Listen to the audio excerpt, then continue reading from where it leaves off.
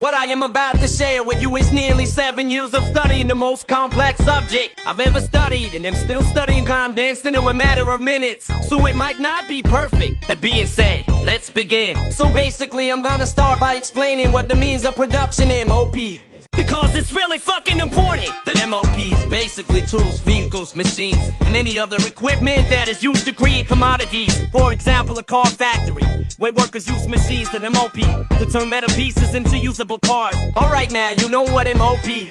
Here's why it's important. Our society is based on class. A class system. When I say class, in this case I'm referring to your relation to the MOP. In practical terms, do you own a factory, or do you work for the factory? The people who work for the factory are known as the proletariat class. Basically anybody who does not legally own an MOP, instead they are forced to work for their wages. They work for a living, they work just to survive. Those who own a factory are known as the bourgeoisie class. The bourgeoisie class is an insignificant and small class of parasitic, greedy, reckless, genocidal, racist, sexist, fascist, leaning, satanic, I suppose, who own an MOP, and they hold all the wealth that the workers in the factory generated. And right now, you're the viewers, statistically speaking, are part of the proletariat class. That class that consists of 99.9,999,999% of the population. You, your class, are statistically bound to be a worker.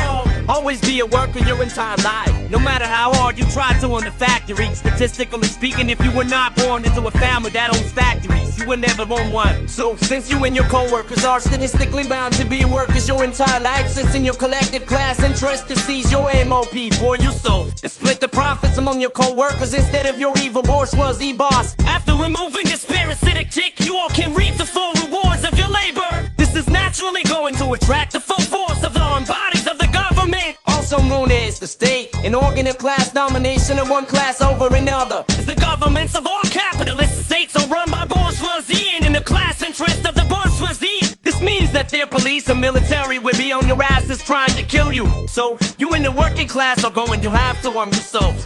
By any means necessary, combat the bourgeoisie state and its bourgeoisie class. This is known as class war or class struggle. When the proletariat eventually win a class where they can set up a socialist state to replace the capitalist state. In other words, they replace the bourgeoisie state with the proletariat state. This is known as the lower stage of socialism/communism. This state would be run by the Communist or Revolutionary Socialist Party, consisting of workers. The end goal of this party being a classless, moneyless, stateless society that promotes common peace, prosperity for all people. Eventually, after a very longest time of the world being run by socialist states, the interests and systems of the new ruling proletariat class will make class, money, and state obsolete. And these three things will gradually wither away with time. I cannot understate again that this will take a long time. It will take a lot of suffering and a mountain of blood. However, this price is merely a drop in the bucket compared to what humanity will lose if the working class does not end capitalism. I'm not joking.